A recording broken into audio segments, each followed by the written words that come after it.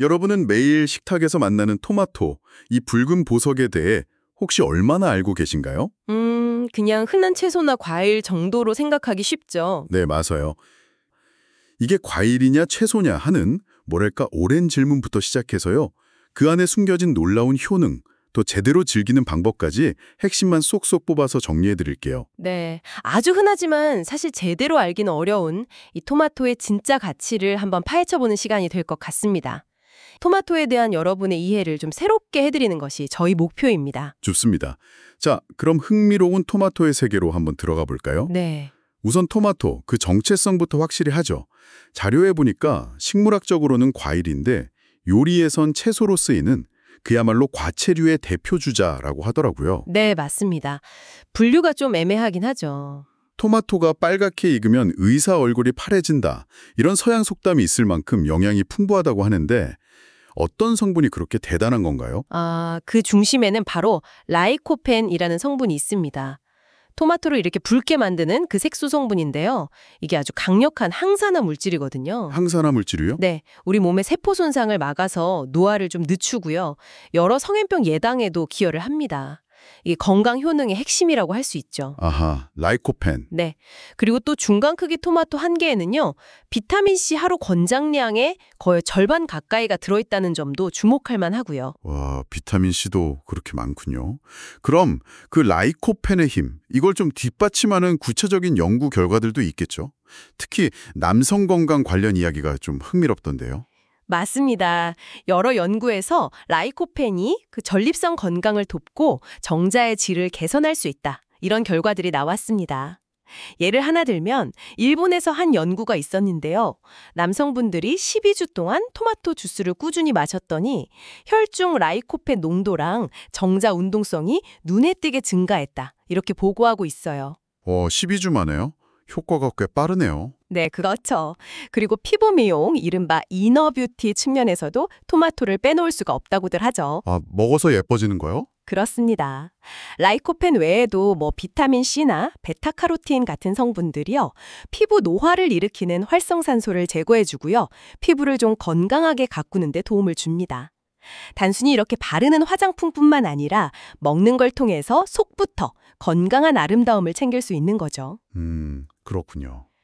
그리고 소화 촉진 효과도 무시할 수 없고요. 그 구연산 성분이 위액 분비를 도와서 소화를 좀 원활하게 해줍니다. 정말 다양한 효능이 있네요. 근데 가장 주목받는 효능 중 하나는 역시 항암 효과인 것 같아요. 아까 말씀하신 하버드 대학 연구 이야기가 좀 인상 깊었어요. 네, 맞아요. 라이코펜이 암세포의 성장이나 증식을 억제하는 데 기여한다. 이런 연구가 꽤 많습니다. 언급하신 그 하버드 연구에서는 토마토 요리를 주 10회 이상 섭취한 남성들이 그렇지 않은 남성들보다 전립선암 발병 위험이 무려 45%나 낮았다고 하죠. 45%나요? 와, 엄청나네요. 네. 그리고 유방암 예방에도 긍정적인 연관성이 보고되고 있고요. 이 외에도 심혈관 건강 개선이라든지 혈당 조절 보조 같은 그런 유익한 점들이 많습니다. 이야, 정말 팔방미인이네요, 토마토. 그럼 이렇게 좋은 토마토, 이걸 어떻게 먹어야 효과를 제대로 누릴 수 있을까요? 그냥 생으로 먹는 거랑 좀 다른 방법이 있다고요? 네, 그게 아주 중요한 포인트입니다. 이 라이코펜이라는 성분은요, 열을 가했을 때 우리 몸이 흡수하기 더 좋은 형태로 변해요. 아, 익혀 먹어야 하는군요. 네, 그래서 생토마토보다는 익혀 먹을 때 라이코펜 흡수율이 3배에서 많게는 한 5배까지도 높아진다는 연구 결과가 있습니다. 그러니까 토마토 달걀 볶음이라든지 수프 아니면 파스타 소스처럼 익혀서 드시는 것이 훨씬 좋습니다. 근데 익히면 비타민C는 좀 파괴되지 않나요? 네, 맞아요. 가열 과정에서 비타민C는 일부 손실될 수 있습니다. 하지만 이 라이코펜 효과를 생각하면 그래도 익혀 먹는 것이 더 유리하다고 볼 수 있죠. 그렇군요. 그리고 기름과 함께 먹는 것도 중요하다고 들었어요. 그건 왜 그런 거죠? 그 라이코펜하고 베타카로틴 같은 성분들이 지용성 비타민이기 때문입니다. 지용성이요? 기름에 녹는다는 뜻인가요? 네, 그렇죠. 기름에 잘 녹아요. 그래서 올리브 오일 같은 좋은 지방하고 같이 섭취하면 체내 흡수율이 훨씬 높아집니다. 심지어 아보카도랑 같이 먹으면 라이코펜 흡수율이 4배 이상 증가했다는 그런 데이터도 있더라고요. 와, 아보카도랑요? 조합이 신선한데요? 네. 그리고 이건 정말 많은 분들이 좀 뜨끔하실 것 같은데요.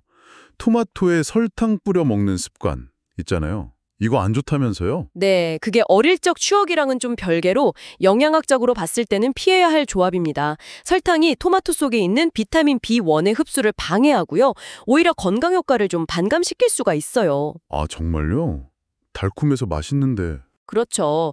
꼭 단맛을 원하신다면 스테비아 같은 대체 감미료를 아주 조금만 사용하는 것이 낫습니다. 그렇군요. 설탕은 피하는 걸로. 그럼 방울토마토는 어떤가요? 크기는 작은데 영양도 좀 적을까요? 아니요, 전혀 그렇지 않습니다. 방울토마토는 유전자 조작 이런 게 아니고요. 품종 개량으로 탄생한 안전한 품종입니다. 오히려 같은 무게로 비교하면 일반 토마토보다 특정 영양소, 예를 들면 베타카로틴 같은 건 함량이 더 높기도 해요. 오, 그래요? 네. 그리고 껍질째 먹게 되니까 식이섬유나 껍질에 풍부한 영양소 섭취에도 더 유리하죠. 아, 그럼 하루 적정량은 어느 정도일까요? 보통 일반 토마토는 한두 개, 방울토마토는 한 15개에서 20개 정도를 권장합니다. 알겠습니다. 근데 이렇게 좋은 토마토도 주의해야 할 점이 있겠죠? 아무리 좋아도 말이죠. 물론입니다. 모든 음식에는 주의점이 있죠. 토마토에는 그 히스타민이라는 물질이 좀 함유되어 있어요. 이게 알레르기 반응에 관여하는 물질이거든요. 히스타민이요? 네. 그래서 혹시 비염이나 아토피 같은 알레르기 질환이 좀 심하신 분들은 섭취에 주의하시거나 아니면 피하는 것이 좋을 수도 있습니다. 항히스타민제를 복용 중이신 경우에도 마찬가지고요. 아, 알레르기 있으신 분들은 조심해야겠네요. 또 위장이 약한 분들도 조심해야 한다는 내용이 있었던 것 같은데요. 네, 맞아요. 토마토의 그 산 성분이 위액 분비를 촉진하는 경향이 있어서요. 평소에 속쓰림이 좀 잦거나 위 점막이 약하신 분들은 공복에 생토마토를 너무 많이 드시는 건 피하는 게 좋습니다. 아, 공복이요? 네, 익혀두시면 자극이 좀 덜할 수 있고요. 그리고 껍질에 식이섬유가 많아서 소화가 좀 부담된다 하시면 벗겨 드셔도 괜찮습니다. 라이코펜은 과육에도 많으니까요. 덜 익은 녹색 토마토는 어떤가요? 그거 먹으면 안 된다는 얘기도 있던데. 아, 그건 솔라닌이라는 성분 때문인데요. 완전히 빨갛게 익혀 드시면 크게 걱정할 필요는 없습니다. 요즘엔 또 다양한 색깔의 토마토 품종도 많고요. 그렇군요. 그럼 마지막으로 보관법도 간단하게 짚어주시죠. 토마토는 사실 실온 한 13도씨 이상 되는 곳에 보관할 때 맛과 향이 가장 좋습니다. 하지만 너무 많이 익었다 싶으면 냉장 보관해서 조금 더 오래 두고 드실 수는 있어요. 그래도 역시 신선할 때 바로 먹는 게 제일 좋겠죠? 네, 그게 가장 좋죠. 가공식품보다는 원물 그대로 섭취하는 것이 영양적으로도 제일 좋습니다. 자, 오늘 토마토에 대해서 정말 깊게 알아봤네요. 네, 그랬죠. 핵심은 결국 강력한 항산화제, 라이코펜이고요. 이 효과를 제대로 보려면 익혀서 기름과 함께 그리고 설탕은 빼고 드시는 것이 좋다는 것. 맞아요. 그리고 개인의 건강 상태에 따라서 주의할 점도 있다는 것을 기억하면 좋겠네요. 네, 그렇습니다. 네, 아주 흔한 식재료 속에 이렇게 놀라운 건강 비밀이 숨겨져 있었다니 정말 유익한 시간이었습니다. 전 세계적으로 수만 가지, 우리나라에서도 한 1,600여 종의 토마토 품종이 있다고 하는데요. 늘 드시던 그 빨간 토마토 말고요. 가끔은 노랗거나 검은색, 아니면 줄무늬가 있는 그런 다양한 토마토를 식탁에 한번 올려보시는 건 어떨까요? 오, 색다른 토마토요. 네, 맛이나 영양, 그리고 식탁의 즐거운 면에서 여러분에게 어떤 새로운 발견을 선사할지 한번 상상해 보시는 것도 꽤 흥미로울 것 같습니다.